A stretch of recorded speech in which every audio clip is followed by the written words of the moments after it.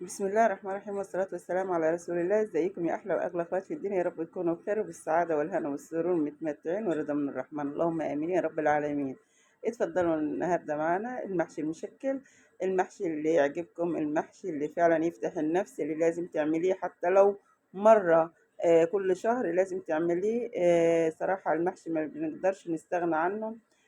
أيًا كان بتنجان، أيًا كان كوسة أو فلفل أو مثلًا كرنب أو أي نوع أو عنب. بُصّي، أي نوع من الأنواع بنحب ونعشقه وكلنا بنموت فيه ولازم نعمله. تعالوا شوفوا بعد التسبيكة الهايلة دي تعمليها كده صلصة خطيرة، تعمليها ترمي فيها واحدة بصلاية مقطعة عادية خالص، عليها شوية حزمة كزبرة كده برضه مقطعة، ترميها عليها وتنزلي عليها بالرز وتنزلي عليها بالبهارات. فعلا الخلطة اللي أنا بعتمدها في كل المحشيات وبتاكلي صوابعك وراها.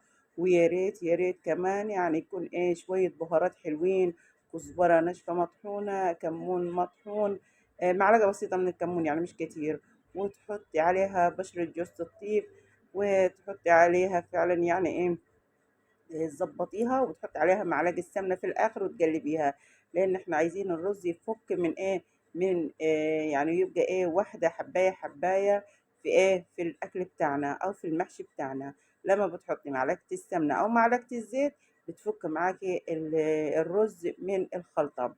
يعني بهري براحتك وحطي البهارات وقلبيها كده واديها تقليبة، وانتي هتاكلي صوابعك وراها. يعني المحشي طبعا أهم حاجة الخلطة بتاعته.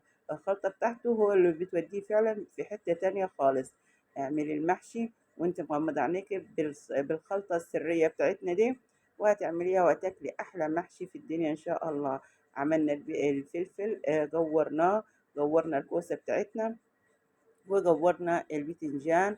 البتنجان ادانا له صراحة بعد ما جورت البتنجان بتاعي اديته غلية غلية بسيطة على النار، وبعد كده حشيته زي ما انتوا شايفينه. ليه بنغليه؟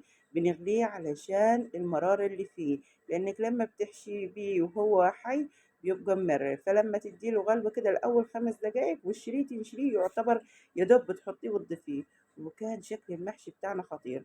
وشلت منيه شوية دمعة ليه هسقي بيها البتنجان بتاعنا، واحط عليه الشوربة وهسيبه يغلي مع نفسه ويستوي ويبقى أحلى محشي في الدنيا. وده معانا المحشي السريع فعلا اللي هتعمليه في غمضة عين، هتعمليه وهيفتح نفسك في الغداء وهتاكليه بألف هنا وشفا.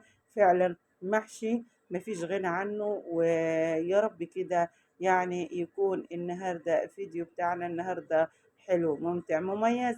بس أنا فضلا وليس أمرا لكل إخواتي لكل عيلتي التانية، ربنا يزيدكم نعمة في حياتي ويخليكم ليا.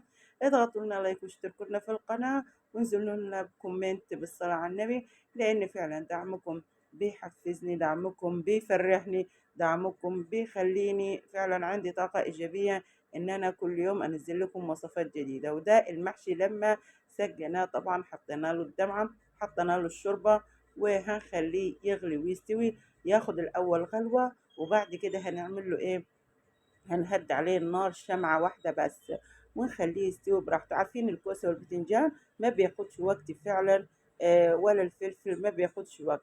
مجرد ما فيش بعد الغليان يعني ما فيش ربع ساعة تلت ساعة بالكتير بتلقي كل حاجة استوت.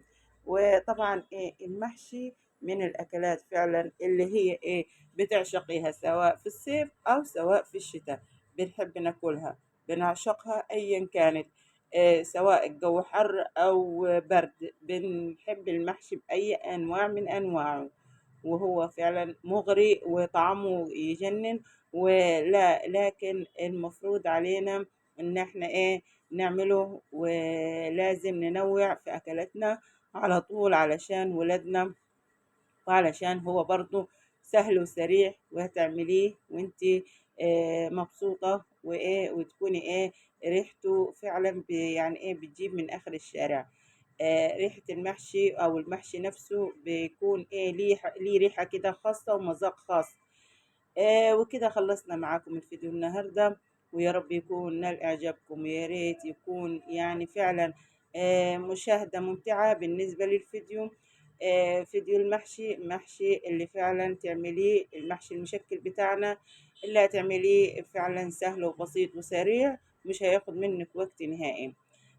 وكده انهينا الفيديو، والسلام عليكم ورحمة الله وبركاته.